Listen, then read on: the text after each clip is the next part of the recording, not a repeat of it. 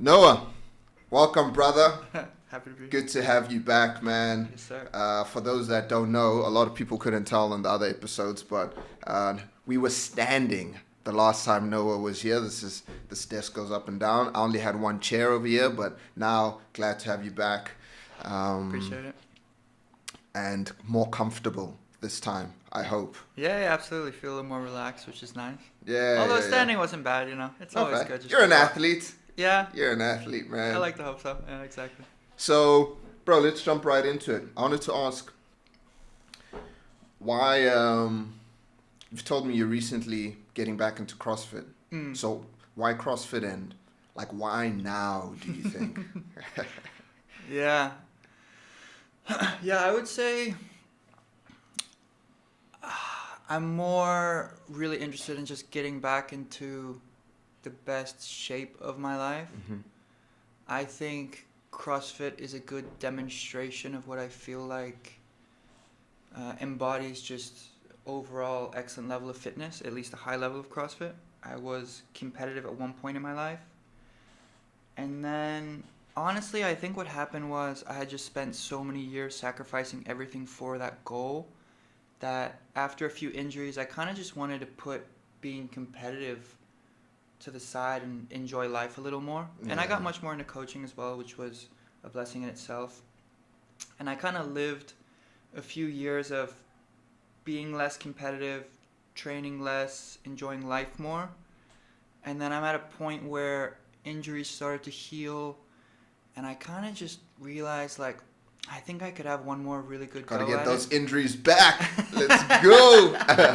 That's hilarious. Yeah, no, I think I just thought, you know yeah. what? I think I still have, one more good shot in me, and I'd like to just Yeah. see that through. I mean, you're young, man. I can relate to the stepping away from the constant grind of competition. For me, it was more jiu-jitsu. Yeah, And I when I remember. stepped away, my body thanked me a lot. And it was nice to just do what I want. Train when I want to train, mix things up, try like different avenues Fair. of sports and shit. Yeah, no, I think what had happened was because I left home at such a young age, and I never really experienced what it was like to be a kid so much, or a teenager, or a young adult. It was like, okay, you're leaving home to play football, and then I made the transition to want to be try and be at the highest level in CrossFit. So I was always in this world where I was training like endless hours. I could count the amount of times in a year I probably had alcohol in one hand. And then I think that kind of built up, and I think a lot of people, they have the ability to withstand that until they retire eventually in their mid 30s or 40s or whenever that happens. But I think compounded with injuries and just feeling like, oh man, maybe this isn't really worth it. Or I think also not being as mentally tough or mentally prepared to deal with certain things back then as I am now, just led to this avenue of like, okay, let's put this all on hold. Let's enjoy life. Let's go to a few more parties. Let's coach more. Let's experience the beach more. Yeah. And then I think over time you do that, and then you're like, okay, I did this. And I think the realization was actually I love the training more. And I think I knew it back then too, but I wasn't as strong mentally probably as I am now. Okay, fair enough. Yeah. And what does training look like now? Because I saw in your IG stories that you said you're doing 100 kilometers or more weekly in terms of volume when it comes to the endurance training. Yeah. Yeah, well, what had happened was before I even knew I wanted to dive back into CrossFit, which still is a far journey because my body definitely isn't there yet. But I had used AI as one does, I think, As one ChatGPT does. or Gemini, and I had basically put like, what is the top 1 percentile for, and I listed like probably 15 different events that I thought covered everything. It was like marathon, 100-kilometer race, 1 RM back squat, clean and jerk, snatch, max pull-ups. Like I tried to cover everything, and it gave me a list of information, and I was looking at it, and I was thinking, and then I sent it to my old mentor and coach, Ishmael. If you're hearing this, love you, always a lot of respect. And he wrote me back, and he was like, maybe but your shift in training would have to move heavily towards endurance work because you just don't really have an aerobic base. And he knows me better than anyone. And that's what led to this like crazy obsessive deep dive into what it would take to get me the aerobic base to do these things. And I only then fully realized how aerobically deficient I was, and how I think a lot of athletes that come from a team sport background are much more aerobically deficient than they think they are. And it led to just a full like rewiring of training structure and understanding of what I needed, this level of discipline that I thought I had but I didn't really have. And I think a lot of people think they're super, super disciplined because they can push themselves to these max limits and they can die and suffer. And I think it's a form of mental resilience, but I wouldn't call it discipline. I would say discipline is executing the session based off the objective. And I think a lot of people cherry pick what they do. They cherry pick, but they also, the session ends the same every time. And if the session ends the same every time, there couldn't have been an objective you're following. It's just about, okay, let me go and let me die. And you get really good at dying, which that's what I realized I was good at. Yeah. I realized I was really good at suffering, and I had a lot of mental resilience, but that wasn't going to lead to a fitter self, and it wasn't going to lead to building this engine that I needed to hit these marks. Yeah. So I guess 2 questions actually before I get to that. It kind of makes me think about David Goggins a little bit. I was having this discussion with some homies the other day, because it was like, okay, David Goggins to the average gent, what he does is crazy. Even to an elite athlete, what he does is crazy. But then a lot of people will be like, he's very mentally tough, which he is. But then Goggins has ran a marathon a day so many times in his life that at what point does it not become mentally challenging for him anymore? So from us looking at him and being like, bro, he's running another marathon today, it's like, bro, hell yeah, respect, whatever whatever it took him to build himself up to be able to do that. But then just how mentally challenging is it for him because it's routine. For sure. No, absolutely. That makes sense. No, I understand completely. I think in the form of, I would say it depends on what the ultimate goal is. If the ultimate goal is just building stronger and stronger mental resilience, then I think, before I say this, he's a elite level of mental resilience, right? Like with the military background and what he's done. And I'm not saying me or people I know is anywhere close in that regard. But I do think that if the goal is to build stronger and stronger mental toughness, then the goals have to become more uncomfortable. And for him, that probably means out of his wheelhouse. Like someone like that, probably swimming 100 kilometers would be much more tough mentally because it's just a movement that he's so unfamiliar with. I remember there's a man, I forget his last name, Sam. You know Sam as well. Sam, yeah. Sam, we know Sam, man. Okay, anyways. Sam Rigg. Yeah, Sam Rigg. He's kind of like the David Goggins of Phuket, right? Yeah, he is. In a nutshell. Mentally, Stay hard, Sam. Yeah, mentally extremely tough. And he does some things that is very wild. I think he ran a marathon up Big Buddha, like just ran up. His wife drove him down, ran up. He asked me if I wanted to do it. I was like, no, I'm not sacrificing months of training to do this with you. But I remember he was asking me things that he should do, or maybe he didn't ask particularly, but we were talking about it. And I basically said to him, like, if the goal is to build mental resilience, set yourself a challenge that you're not super familiar with, right? Because he's another one who's really good at running. He can keep his heart rate really low. Perhaps change the challenge, and that's going to push you a lot to be out of your comfort zone. So I do think if the goal is building just mental resilience, you need to change the modality into one where you're genuinely uncomfortable. Yeah. Or you need to change the type of suffering that you're enduring. And I this is also something that I realized within myself was when you do something slow for a very, very long time, it's a certain type of poison that builds and builds and builds But if you're used to doing those things, you can become very comfortable with that type of poison. If you were doing something for 20 hours long or 12 hours long, you're always uncomfortable, but it's this slow poison that eventually breaks you down. When you're doing something very, very fast for a moderate amount of time, let's say 6 hours, 5 hours, but you're at a pace that it's a much, much higher level of discomfort. Or even, let's go much shorter, like a 5-kilometer run. A lot of runners will say the 5 kilometers is the most painful.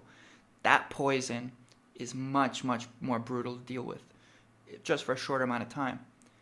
I would definitely take the slower poison every day over that poison where you just feel like you're suffocating for 20 minutes. Yeah. And that's also why I changed a lot of my training too, because the reality is as well, eventually you're going to be capped by your physiology. And that's kind of where I was getting to with my own training. Just doing really hard things often gets you fit up to a certain point, because eventually, no matter how tough you are, you're not going to hit the numbers you want if your physiology just hasn't been built to that point yet. If you don't have these adaptations that occur over long, tedious years of structured, disciplined training.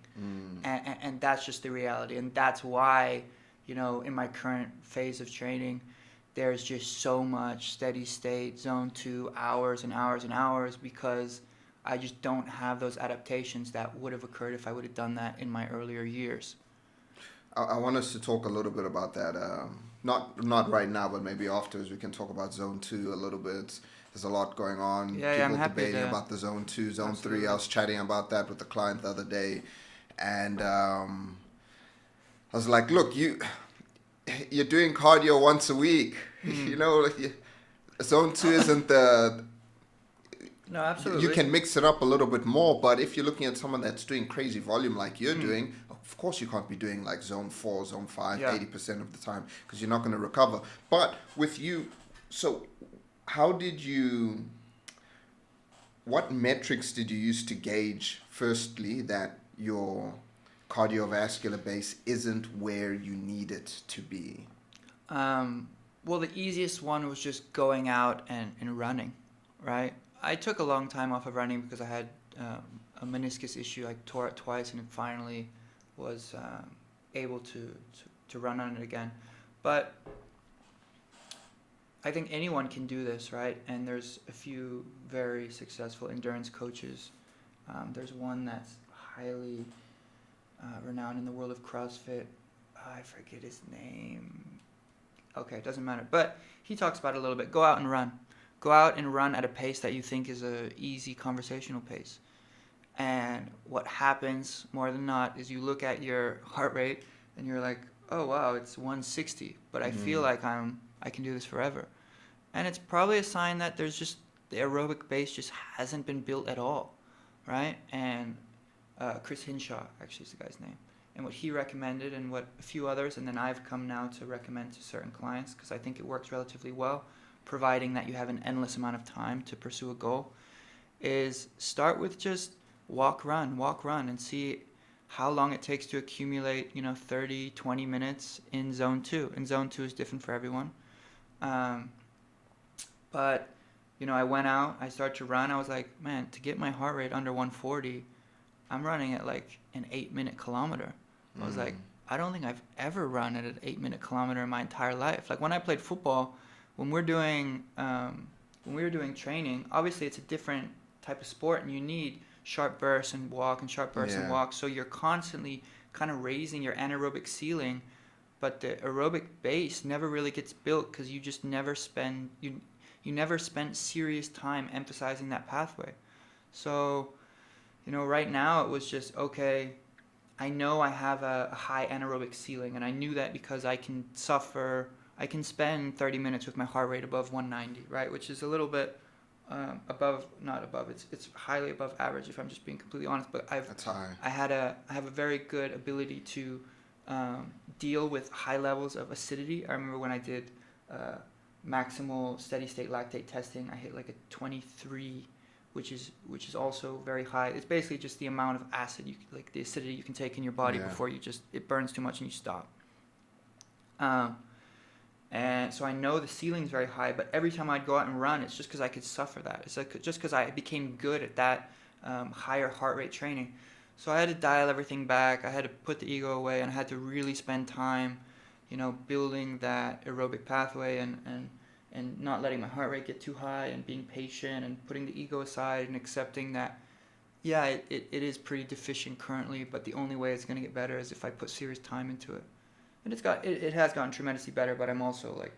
So what are you chasing now? Like what kind of markers? Because, I mean, I guess you can go into a laboratory and test VO2 max. You could redline your heart rate and see how much your heart rate drops in terms of beats per minute after 1 minute, 2 minutes, 3 minutes. So how will you know when you're ready? Is my question. Good. Yeah. I don't think there's ever really a destination, but I would like to continue highly emphasizing the aerobic base work until I see a major plateau. Because let me also explain that if the goal is overall fitness, you can't just go slow and eventually go very fast, right? You need to be emphasizing all pathways.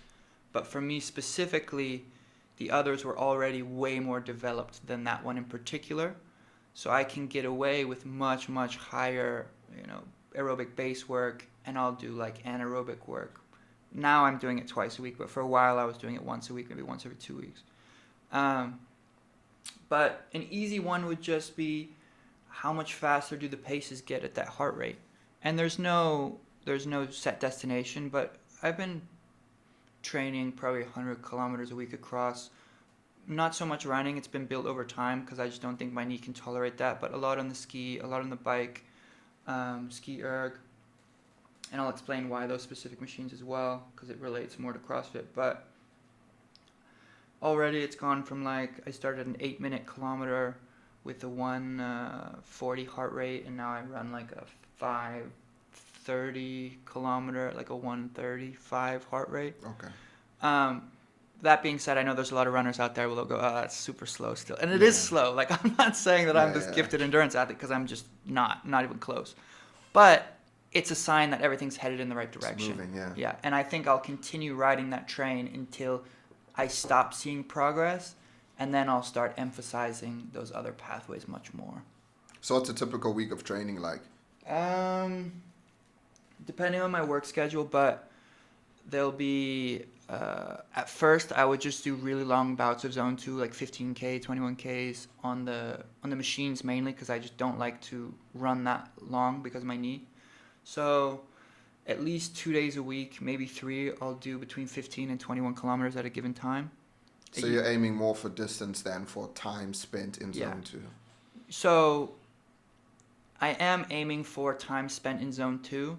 But when I give myself a distance to hit, it's easier mentally than just knowing I have to do this. Either way, it's relatively boring. But but you get to a point where actually the pace becomes fast enough that there's a relative level of difficulty to it actually, especially on the machines because I've had a lot more practice on them in the past years from CrossFit and things like that. But skiing at a zone 2 pace for 21 kilometers actually, especially metabolically, it's quite taxing.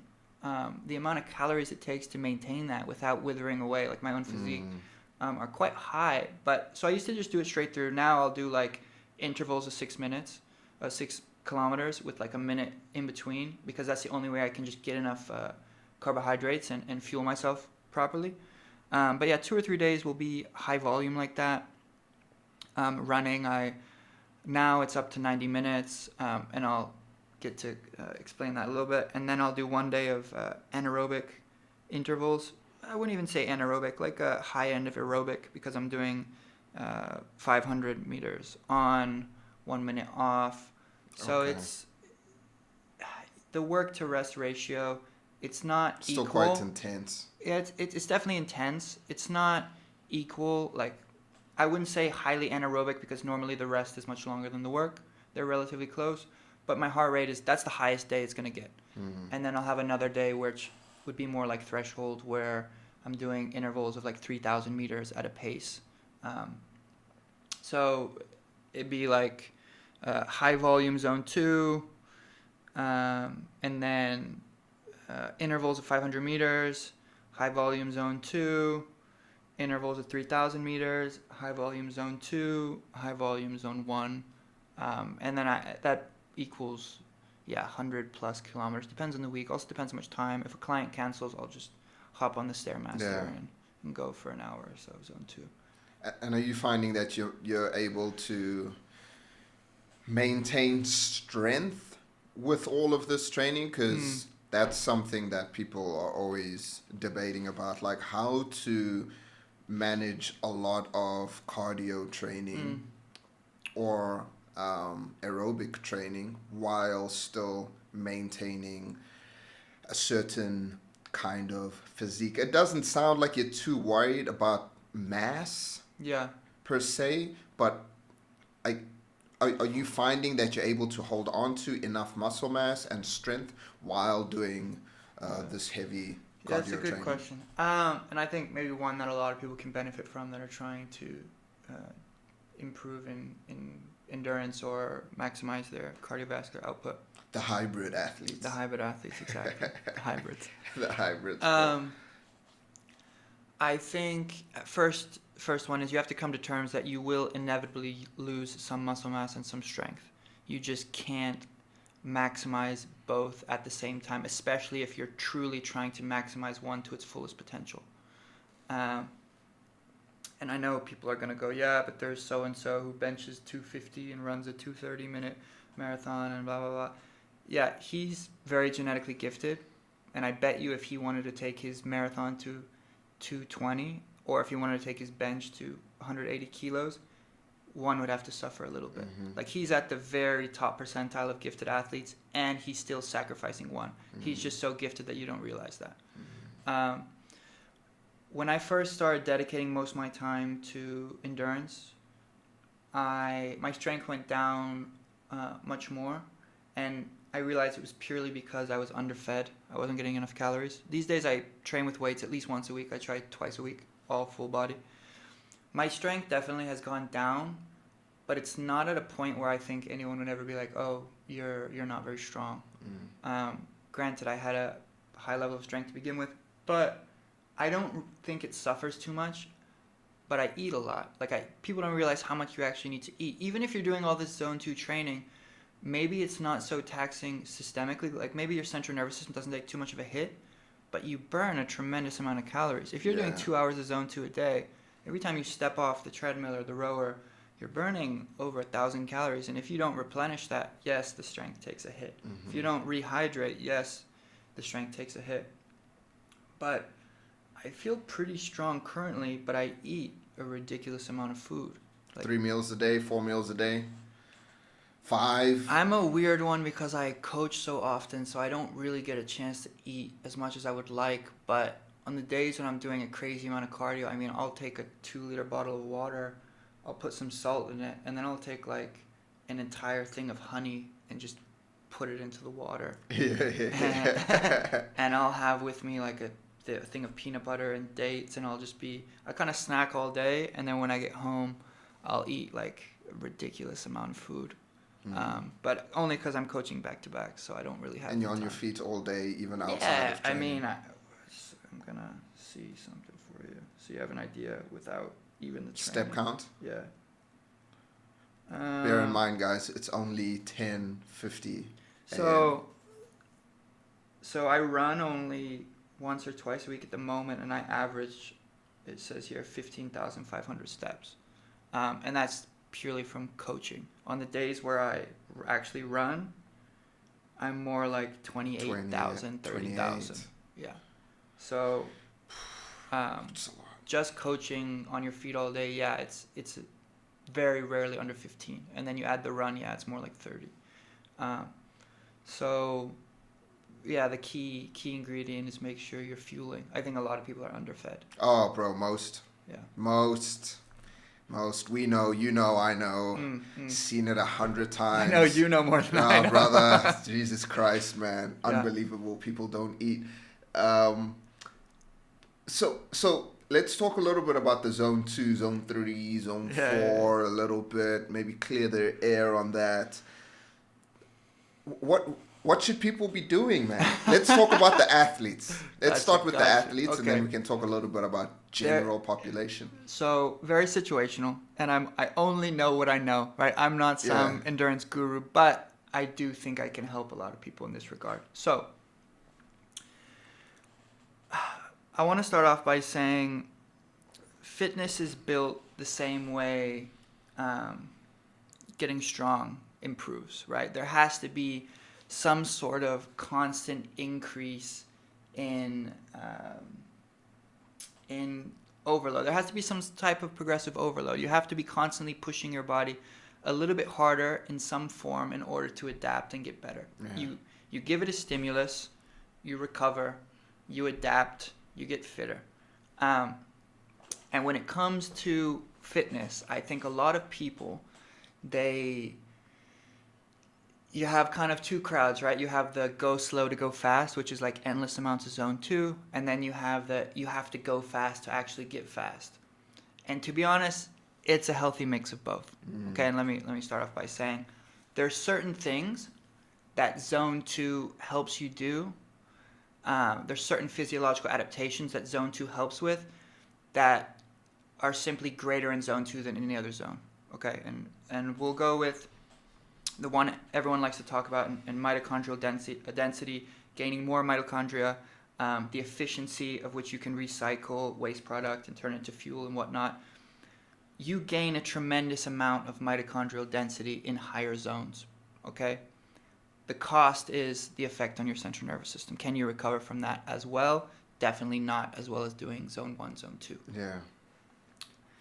The one that I think is most beneficial in the earlier zones, like zone 2, is the effect on your heart, right? Over time, because your heart stays pretty much maximally filled with blood in that specific zone, when it's zone 5, it's beating so fast, it's getting bigger and smaller, bigger and smaller. When it's in that lower zone, it stays maximally filled over many months and years. Again, these adaptations take real time. Left ventricle of the heart starts to get bigger. You can pump more blood with each Bigger stroke volume. Yeah. Exactly. And this simply can't be done as well in the greater zones. That being said, it still happens, but much more efficiently in zone 2. So what I will say is, in order to move very, very fast, often your body has to move fast. Your brain has to be familiar with moving fast. Your body has to understand what that feels like. But the reality is, each pathway needs to be emphasized in order to gain overall fitness. So you have to be working or emphasizing that aerobic base. I say emphasizing because all the pathways are constantly working. Yeah. Right? But you have to be really working that aerobic base. You have to be really trying to increase that anaerobic ceiling through high output. You have to be doing sprints. You have to be doing all these different things. However, you really benefit more from the higher intensity stuff if the aerobic base is more built. And I think that's where a lot of people should be doing the zone 2 stuff. The better the aerobic base, the better the recovery. You'll be able to recover faster and actually train more and have more frequency and volume and intensity of training weekly. 100%. I think when it comes to VO2 max, I know, moving the needle is through the high intensity stuff, the zone 5, the zone 4. That's how you truly get that greater VO2 max. However, a lot of these high intensity work are often done through intervals because the cost of fatigue is going to be a little bit less because you're spending the same amount of time in that zone 5, zone 2. But you're letting your heart rate come back down as well in between and things like that. But the quality of these intervals with threshold, with VO2 max work, is just so much greater when the aerobic base is built for exactly the point you mentioned. If I'm doing anaerobic intervals of 500 meters or 1 minute on, and my aerobic base is very poor, my heart rate's going to hit 180. Then while I'm resting, it's going to go back down to 170. And then I'm going to go back to, but the quality of each interval is going to suffer so much because my heart rate just stays at 170, 180. I just can't physically put in as much quality as if it were to drop back down to 120. So what I do recommend for so many people is to spend a solid amount of time building the aerobic base. That doesn't mean throw away the higher intensity stuff. Keep it, right? But much, much less. And what will happen is over time, as your aerobic base gets better and better and better, the quality of these high intensity intervals, the quality of the high intensity work in general will just become so much greater because you can recover so much faster. Yeah. So how much? Okay, good question. It also comes down to how often you can train, like you said. Yeah. You gain these adaptations from higher intensity work much quicker. So I think that's also why a lot of these classes do pretty well, and like CrossFit in general does pretty well, because these anaerobic adaptations happen much faster, and these adaptations, the physiological ones with the zone 2 training, it's a much slower journey. I wish that's why they did well. I wish, bro, that I wish that the average person in that class was thinking, man, I'm going to get hella quicker adaptations from doing this. I wish, bro. You're right. Yeah. You're right about like HIIT and like mitochondria and how like HIIT benefits like that aspect of physiology. But I believe a lot of these classes do well because people just think it's a calorie burn. Yeah, for Well, sure. this community, they don't have to think about the workout as well. I'm all for HIIT, but yeah, I just wanted to roast. No. Look, I'm all for being polarizing with my opinion. I think most classes are worthless, personally. Worthless in the regard of I'm actually trying to be my fittest self. Not all classes, because I'm good friends with certain coaches and certain systems, and I've seen the system they run, and the intensity is undulated, and it makes a lot of sense. Better doing classes than doing nothing. 1,000%. In that regard, 1,000%. How often are you training? If you have the ability to train 5 or 6 days a week, a lot of zone 2 is probably going to help you a tremendous amount. And keep in mind, like, there has to be some type of progression to it, right? So when it comes to zone 2, how do I progress in zone 2? Most likely it's going to be through frequency and duration. The amount of times I do zone 2 per week increases, or the duration in which I train zone 2 increases. But if I'm only able to train, 2 days a week, you're probably going to be much better off with some higher intensity work. Maybe one day is like a zone 2, but definitely the other day is a higher intensity. And it might even be that one day is more like zone 3 and another day is higher intensity. People call like zone 3 gray area, and it's like no man's land because they think the adaptations you're getting are not as great as if it was zone 2, and the fatigue cost is higher. So it's kind of like you're not improving as fast as you could. But I do think there's 100% benefits in terms of like teaching your body how to clear lactate and things like that. So it is useful. And I think for the person who's not able to train so frequently, they're probably going to have better improvements in overall fitness, keeping the intensity slightly higher if that volume is much lower. But if you have endless time, look, and if you're one of these professional athletes who are like doing cycling, most likely a lot of their training is even zone 1, because you have to keep in mind that some of these guys who are professionals, their zone 2 running is like a 4-minute kilometer.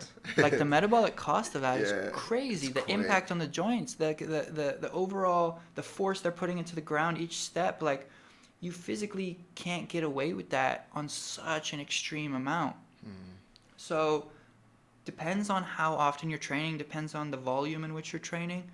I think more people could benefit from more zone 2 than they think, just because I think way more people are aerobically deficient than are aware. Yeah, like, look, a lot of people are just, again, that doesn't mean you're not fit. What it does mean is you could potentially get much fitter. There are levels, man. Absolutely. There are levels. Let me know, is the AC all right? Let me know if it gets too cold. I'm having it blow up and down, so it hits you a bit. AC is perfect. Yeah, no problem. So you mentioned you're doing the ski erg, quite a bit of the ski erg, the bike, and which is the other one you said? Ski erg, bike, row erg, and running.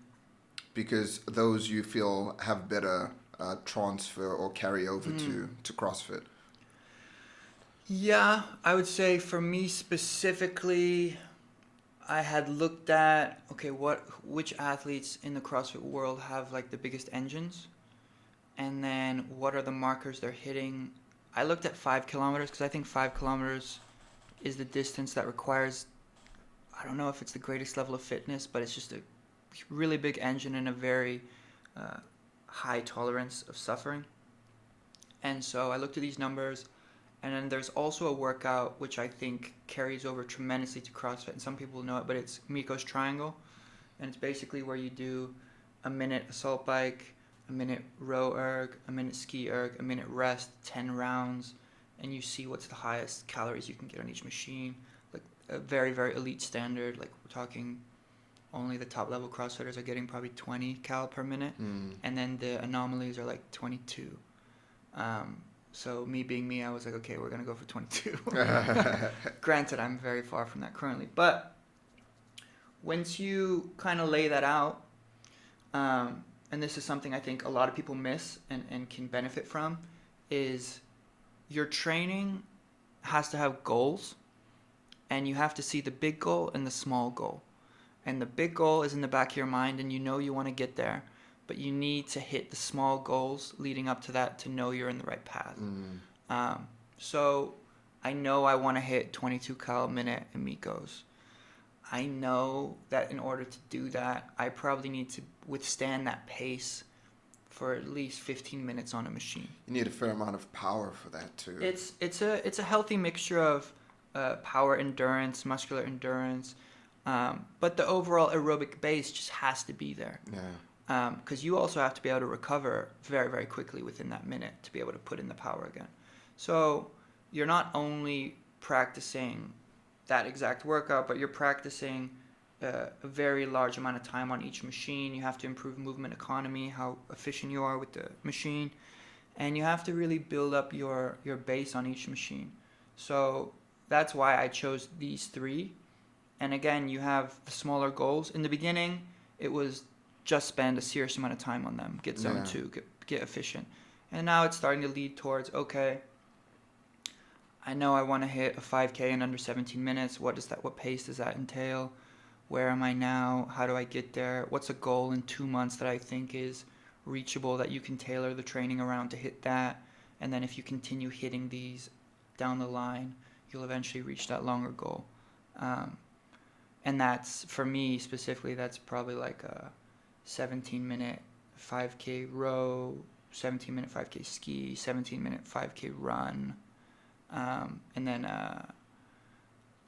more like a 20 cal a minute, 30 minutes max calories on an assault bike.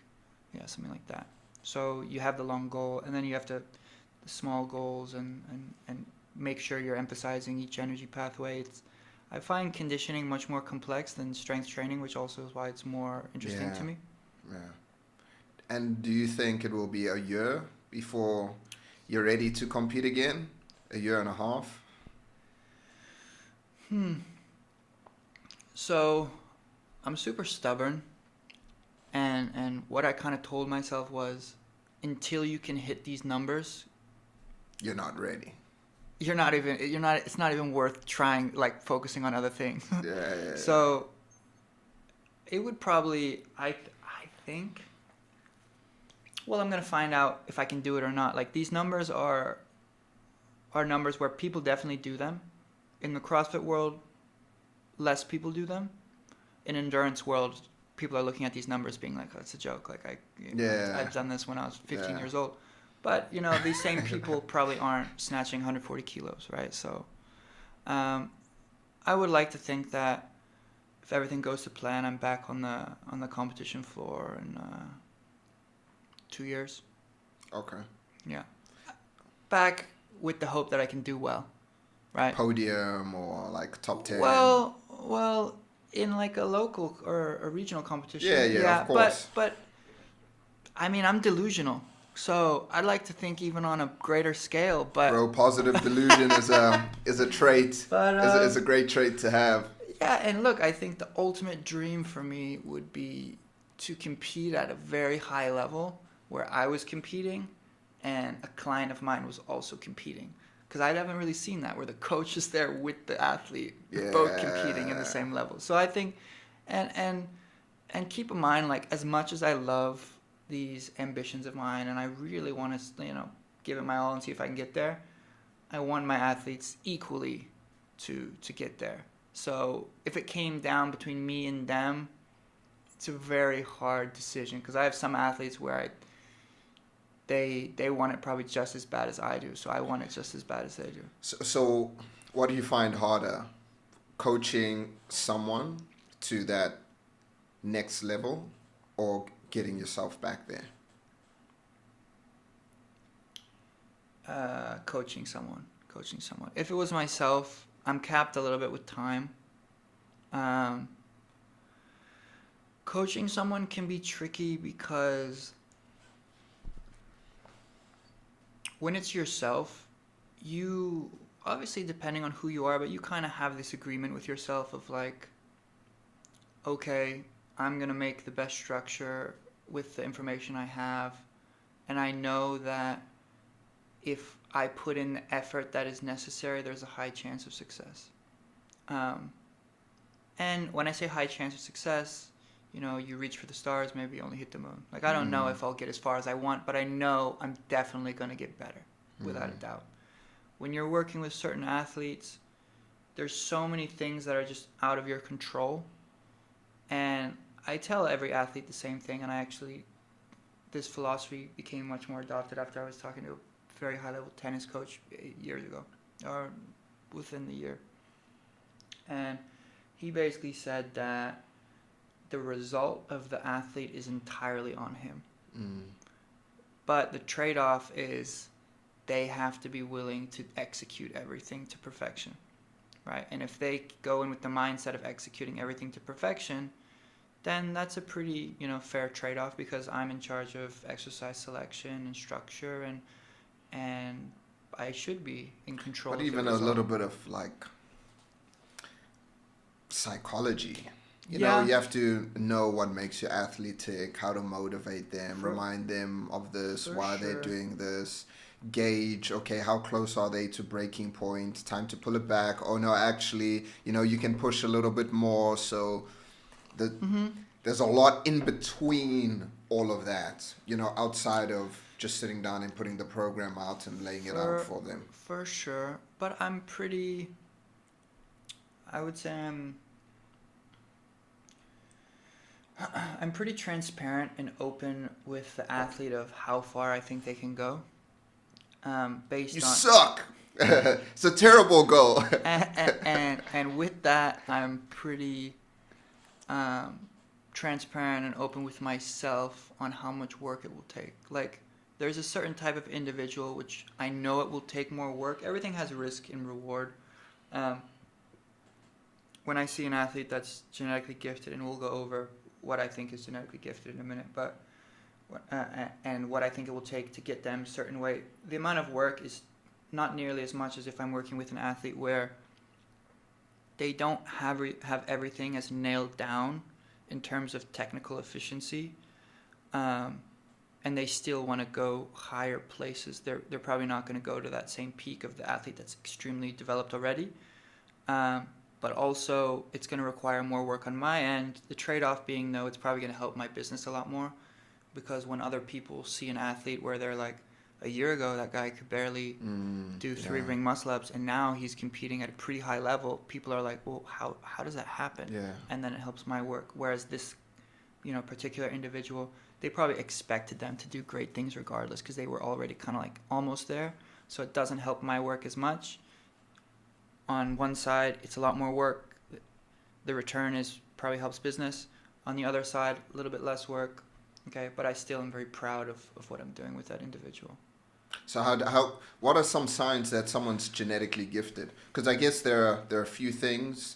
It depends on what style of training they're in. Because if someone's an endurance athlete, you're not going to gauge their, genetic qualities on how much muscle they're building if they're not actually focused much on hypertrophy. Yeah, for sure. I think a lot is dependent on the objective of what they're trying to do, and then based off that, I can have an understanding if they're genetically gifted to pursue that goal. Like you said, someone might be genetically gifted to put on muscle, but if they're trying to be a marathon runner, it's going to be tricky. Yeah. So I'm going to speak purely in terms of the kind of clientele and athletes I work with currently. And I would say the number one most important factor, in my opinion, is how well someone can tolerate volume and intensity and still recover. My coach brought that up, actually. Basically, that I think in a nutshell, and you're gonna find outliers that don't train that much that still make it to the highest level of things, but the vast majority, I would say, the amount of volume and intensity they can tolerate correlates heavily to the level they're performing at. When you see these guys who are breaking world records in marathons, the volume of running, crazy. When you see guys who are breaking world records in swimming and cycling, the volume, crazy. The guys who are, the Bulgarians weightlifting team, volume, crazy, right? All these guys have, and women have something in common where they can tolerate such a level of training that most people just can't even fathom and still recover. Because at the end of the day, more practice you have at something, as long as it's high quality practice, the better you're going to get at it. And I can tell very quickly whether someone is built to do that. You can have an athlete where you give them, you start with a base level of volume, and they can come back very quickly and just go, man, I could barely get out of bed this morning. My ankle or my knee already hurts, or my shoulder, and I'm really struggling. And that doesn't mean that person can't become a very high level athlete. You need to have good level of communication and alter the volume and intensity to get them to the finish line. But when you encounter an athlete and you're giving them volume and they're like, I feel amazing, and they're continuing to progress each week, and you give them a little more and I feel amazing, and the intensity and everything, and they're just like, they're often the kind of athletes where it's their rest day, and I'm very understanding of what intensity is and volume is, and I'm giving some athletes the kind of volume and intensity that would make me nervous, right? And they're still coming to me on rest days and being like, yeah, what, should I train today? Like, I don't want to train. I'm like, no, like, go get a massage. These are often the ones that are going to have a really high level of success, especially in sports like CrossFit, where the demand in a competition is just crazy, crazy high. What this mutual friend of ours that you recently started working with, what was the indication that he was genetically gifted? I think people often just think black people are genetically gifted, but it's not the case. So, if you look at, for example, it also depends on how much, we were talking about this the other day actually, when we were going back and forth about what's harder. Is it harder to reach the pinnacle of endurance, or is it harder to reach the pinnacle of strength? And then I was like, well, I was talking about this with a friend the other day, and I was arguing that it would be harder to beat the world record in 100-meter sprint time. I think it's more likely that someone will beat the marathon world record. But then you said potentially, but there are a lot more people engaged in long distance running than there are in sprint. I think that's more or less where we went to. So then when we talk about genes as well, I'll often argue, like, look at the Chinese in Olympic lifting, like absolute savages. You can't have so many champions and them not being genetically gifted in some regard. And then the other argument is like, well, bro, how many Chinese people are there? Yeah. So they have a massive pool to extract talent from, but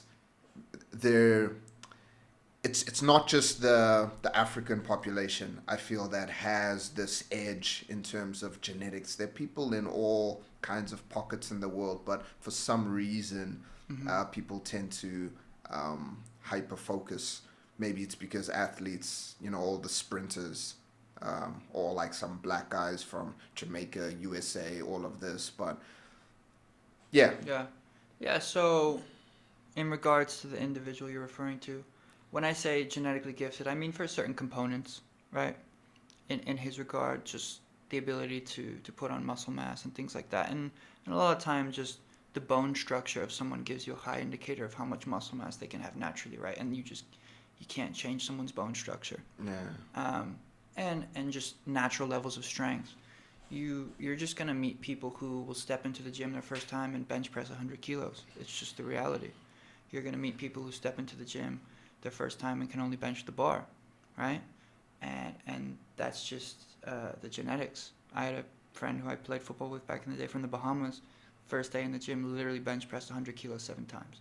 We were high schoolers. Jesus. He was my size that I am now when we were like in Yeah. high school. His shoulders were wider than mine, actually. But yeah, with this specific individual, just you can tell that the ability to put on muscle, the amount of muscle mass he can have naturally, and just the raw level of strength without even technical refinements yet is quite high. So you know the ceiling is quite high just by perfecting movement economy and giving him, you know, the right stimulus. But yeah, I think genetics plays a big role, but I also think what you do in your younger years affects heavily Big time. the athlete you become. I feel like you mentioned these Chinese weightlifters, and a lot of them are selected from a young age and given a certain stimulus from a young age, and that just gives such a foundation for what happens later on in terms of overall athleticism, coordination, bone density, all of these things. You know, even like with the endurance athletes and when you're still growing, and I'm not 100% certain, but I'm under the opinion that even the amount of oxygen you can withstand in your lungs, depending on certain training you're doing when you're young, can even develop much differently than someone who didn't do that. Yeah. Right? Once you're an adult, the overall like just lung capacity you can breathe in one time can't be altered. The amount, obviously, VO2 max and things like that can, but if I were just taking one breath once, right, that's just basically how big your lungs are. That can even be slightly altered by training from a young age. So I do think there's genetics to it, but I think a huge part is training as a kid. And I think it's a much bigger piece than people think it is. All these elite gymnasts and everything, they're training since they're 4 years old. Because your nervous system also kind of, as you're developing and your brain and your nervous system is developing, it gets formed around that. So even in like combat sports, you'll see these strikers that have been doing Muay Thai or boxing since they were 5, and they just have a kind of fluidity that others just cannot attain. Even if they start in, you know, when they're like 27, 28, they train every day, multiple times a day for 10 years, they just don't have that same kind of rhythm that these absolutely. other athletes have that have been doing it since their teens or since they were even younger than that. Andy Galpin talks about this as well in relation to bone density, and he's like, look, you can still do a little bit after 30, but you gotta be doing some kind of high impact, intense training as a kid or in your 20s to really maximize your bone mineral density as you get older as well. Oh, 100%. I think I'm repeating, I forget who said this, but along these lines, but I couldn't agree more. And it was essentially how to create the most ideal athlete. And starting from a kid, I think you want an athlete to do a team sport for sure, and also a sport that requires a high level of relative strength. And I think those two combined probably sets you up for the most level of success, because you understand how to work well with others, you understand spatial awareness when it's more of a team sport, you understand the process of thinking ahead, speed of thought, and then a sport where relative strength is involved, a sport where you understand how to use someone else's strength against them. Like, I'm speaking in terms of something like judo or something like gymnastics or something along those lines. I think would set you up for for a very high level of success. Sprinting, high level of relative strength. Yeah. You plan on having kids one day? Oh, absolutely. Forcing them into I've thought about into this. the gym or? I've thought about this. What I think I'll do is I'll just put them in the gym with me. Right? I'm just, from a young age, when they're like 2 or 3 and they're able to walk around, I'm just going to be like, hey, I'm going in the gym. Come chill here while I train so I can keep an eye on you. Yeah. And then just see what happens, right? I I do think when they start getting older, initially I am just going to sign them up for a long list of sports like my parents did with me. Man, when I was young, my parents signed me up for swimming, baseball, basketball, volleyball, football. I was breakdancing. I was cross-country running. I was, and I think, and then within that I found what I like, Taekwondo, and I'll probably do the same thing. I'm not going to force my kid to do something they don't want to do, but I am going to expose them to lots of different things, and then they can decide if they like that or not. That being said, I will do what my parents made me do, always, and it was, if you don't like it, stick it out for another 3 months, and then be certain you don't like it. Because it's very easy when you initially start something and it's uncomfortable to just quit on it real quick. And my parents would always say, like, do it for 3 months. If you still have that same opinion, then we can stop it.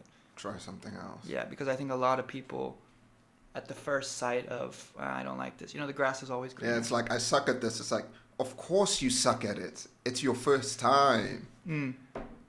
I'll hear that a lot in relation to strength training as well. Like, I kind of, my squat is trash or my deadlift. But it's like, look, you're quite new. Yeah. Maybe go to a class like we're talking about HIIT classes, and then just find one movement that you enjoy. There's going to be one. If you just try it for a month, 2 months, there's going to be 1, 2, 3 movements. For sure. Then, extract those and then find similar movements to that. And then while you're picking and choosing these different exercises, you're going to eventually form a greater opinion on what types of exercising or training modalities you enjoy. No, absolutely. I think very often a person is only bad at something because they haven't done it enough and they just haven't performed the repetitions yet. And everyone that starts something new, for the most part, unless they've done something before that has a little bit of carryover, is going to be bad at it. And a lot of the time, people aren't bad. They're just undertrained.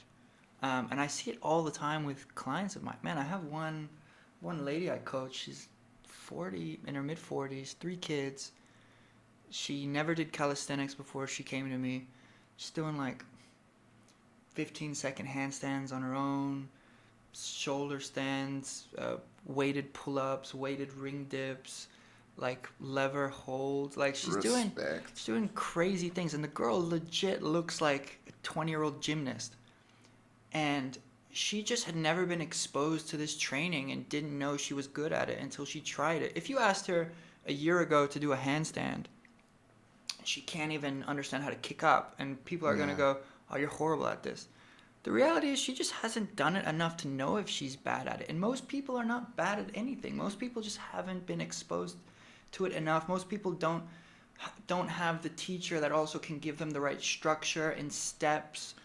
That's a good point. Yeah, this leads me to kind of like what I think is the biggest thing missing with people's progress is they just don't accept where they currently are, and the step isn't small enough.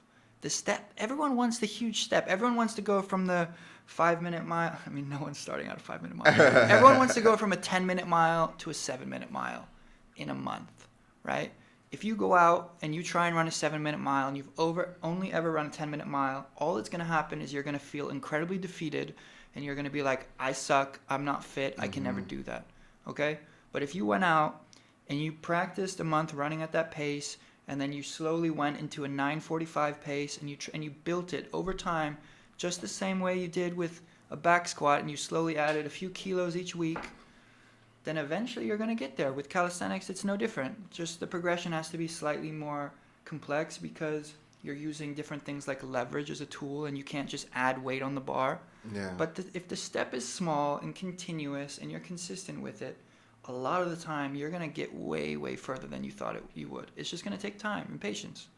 I always tell people that they tend to overestimate what they can achieve in a month Mm, and underestimate what they can do in a year. absolutely. So that goes back to what you're saying about the small steps. It's not about crushing it this month. Mm. Oh, 4 weeks, oh, you went so hard, you crushed it. You trained almost every day, crazy intensity, and then after the month, For you're sure. not going to be able to sustain that. Then what happens next? But if you can have a vision that's long term enough, you tell yourself, okay, look, this year I'm going to try achieve X. Of course, you can have some goals to hit along the way just to help motivate you. But if you're looking at a year-long goal, then if you mess up for 2 weeks, what's that really going to mean? But if you have a month, if you're only targeting a month and then you fail at something for 2 weeks, that's 50% of your target, and you're going to be like, oh, I'm not going to continue with this.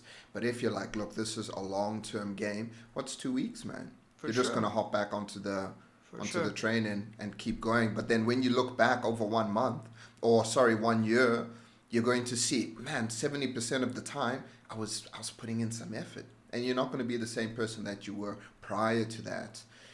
But if you're just constantly thinking, oh, this week, this month, Yeah, no, you no. know. I mean, absolutely. I think you got both sides of the spectrum. You have people that they want it super quick and they're trying to speed up the process and they're not going to get there. And then you have people that don't understand that there has to be a slight progression over time as well, and they're just happy to just go in and do the same thing every day. And those people, the longevity is going to be really great. And if that's all they want to do and they're just looking to stay relatively healthy, that's fantastic. But they're also not going to reach that end goal that they want. And I think this is something that's hard for a lot of people to stomach as well, kind of straying away, but in the same, direction a bit, is things constantly have to get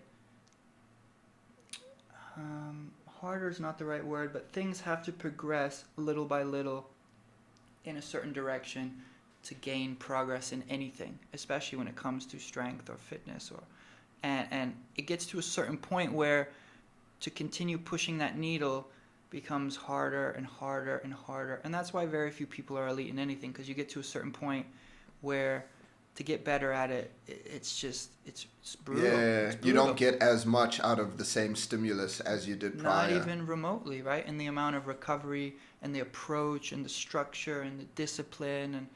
And I think people, it comes back to this, people aren't as disciplined as they think they are. Most people. Every elite athlete is very disciplined, and every elite athlete understands the objective of each session, each time they're training. But a lot of people, they're just going out and they're just, they want to work super hard and they want to finish the session and feel kind of defeated, and it's that serotonin and everything, which is fantastic. But they want to post it on IG, they want to take a photo of their watch and the watch says they burnt like 700 calories, when in reality, maybe it was only 4. Yeah. Yeah, man, it's so funny because I see two sides of the coin, right? Like you have the people you need to, it makes me laugh because I have clients all the time. It's like, okay, we'll go through a phase of just like aerobic work, just emphasizing the higher intensity stuff very briefly on occasion, and I'll explain to them, we need to build up this base, and they're very into it in the beginning, and then it starts to be like, but this is kind of boring, and like I'm going slow and I want to go fast, and then eventually it comes time to where I'm like, okay, we're starting to build in intensity, and then week 2 of starting to go fast, and they're like, yeah, this is hard. Like, I don't really like this. What do you want, man? Yeah. So it's it's one of those things where it comes down to just executing the session as planned, and I have 2 types of clientele, and it's the kind that are soldiers and will just listen to everything I say, and just they'll question it if they think something's off, and we'll go and we'll conversate and explain why I think it's right. But they're the ones that make the crazy progress. They're the ones that lose X amount of weight or are doing 15-second handstands, and the fitness has just taken off and they're just a different person. But it's hard. It's hard. I'm not saying every time is hard, but a lot of people, they think they're training hard, and the reality is they're not. And the reason for that is they're not training easy also. And so when you always think you're training hard, you're training like probably 70 or 60% of what you're really capable of, because your body is always in a state of being kind of tired. But when you have a very undulated system of intensity and someone's properly recovered and then you really give them something hard, oh man, that can be a shock to someone's system sometimes. I mean, when someone is like genuinely, you know, and you're really trying to redline someone and really work on those, you know, VO2 max adaptations, yeah, sometimes that's just a wake-up call and people are like, yeah, actually, I don't want to do this. I thought I wanted to do this. I don't really want this. Yeah, I see it in CrossFitters all the time. I tell people when they're coming to me, I'm like, look, there's going to be certain sessions when like, this is like not fun at all. And you're going to question why you want to do this. And I see some people, they tell me relatively quickly, yeah, this isn't for me.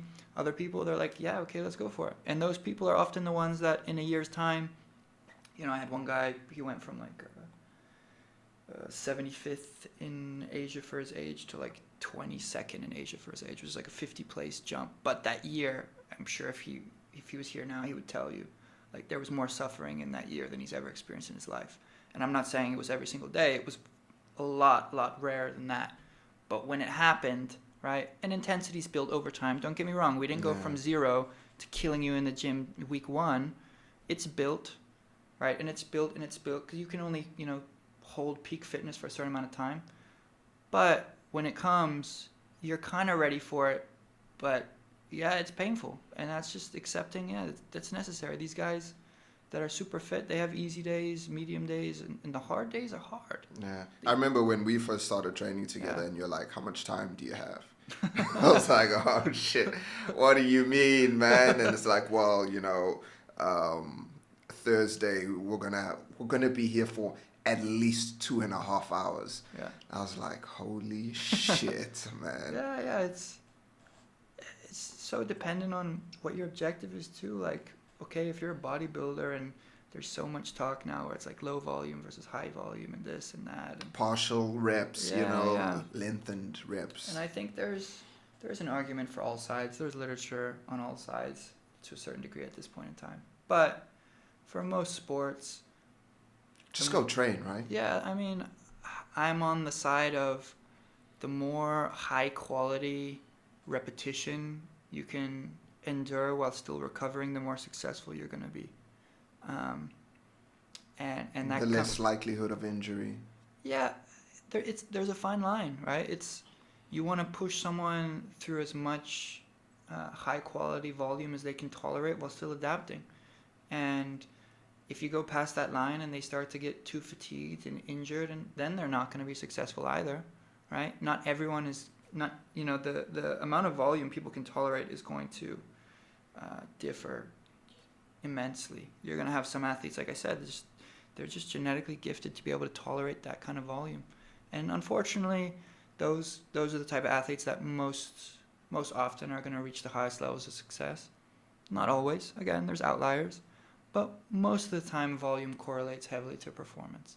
You're just having more high-level repetition, right? Yeah. Even for the athletes doing shorter distances, the volume is most likely pretty great. Obviously, maybe not 100 meters. But people running a 5K, yeah. I guarantee they're covering, 100 kilometers, probably more per week of running. Bro, that record that got broken recently in the marathon, a friend sent me something, just a different way of looking at it, and I believe that he ran about. He ran 100 meters in 16 seconds, about 42 to 44 times consecutively. Yeah, these. That's insane. I mean, these guys. That's insane. Yeah, it's fun. It's so interesting to look at it like that too, because that to me seems less impressive than doing 39 mile or whatever the miles they did 27 times. Yeah. Because when I look at 100 meters, I'm more of like a fast twitch kind of guy. I'm like, oh, I could run 100 meters 60 seconds. Yeah. But when I look at a mile like that, I'm like, yeah, I can't do that once.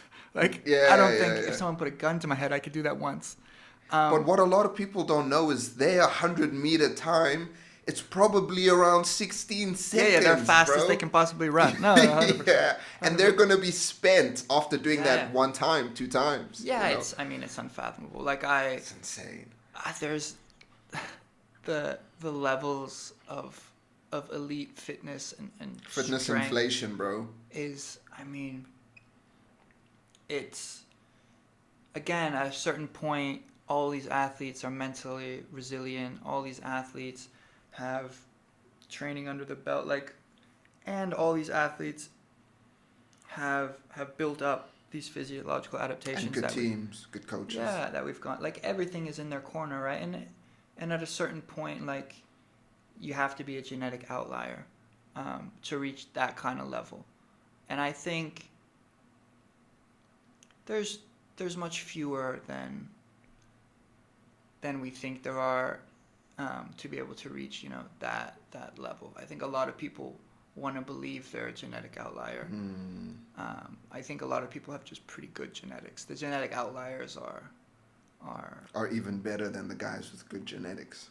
Yeah, you just have some people where you'll literally have people where the first mile they ever try and run competitively, they do it in 5 minutes. I was watching a podcast recently, and there was a guy who's aiming to do a 2-hour 15 marathon. He only really discovered he loved running a few years ago.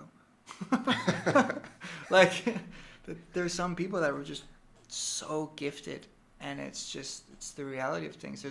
There's people that are so gifted in strength. There's people that are so gifted in many aspects. And then you pair those people with the right team, the right nutritionist, the coaching, and yeah, there's also people who are very gifted that just unfortunately don't have the right team, and they still get far, but probably not as far as they could. Or they just drink too much alcohol or smoke too much weed. Yeah, or they don't even know. Or they don't drink enough alcohol or smoke enough weed. Yeah. Some people that helps, For sure. I think some people are they're never also exposed to what they're so good at. I think there's probably people out there that could have been incredible at certain things and just never tried. Yeah, never touched on it. Yeah.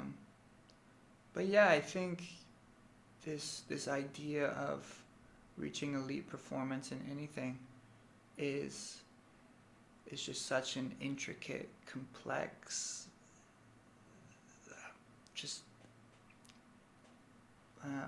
formula. And I think a lot of people, they just go out and they want to just die and kill themselves, and that's the tiniest piece of it. Yeah. It's really the smallest because for them piece. that's the marker of a good workout. Yeah. How much did I sweat and how fatigued was I? Yeah, I would break people into 2 categories, and it's the dopamine serotonin chasing group, or the people that are trying to be their fittest selves, and I think that's the reality of it. If you're trying to be your fittest self, there's structure and discipline to it, and you have an understanding of every time you walk out in the gym or the track or wherever, there's a certain objective you're trying to execute to the best of your ability, and you keep doing that day after day. Some days it's not very hard, some days it's kind of hard, some days you just don't want to be alive because it's insanely hard. But if you keep trying to execute to the best of your ability exactly what's placed in front of you, and you don't stray away from that, your chance of success is going to be much, much higher than everyone else. On that note, Noah, thanks for another No fantastic worries. chat, bro. We got to do another one soon. There's a lot I want to talk about, man.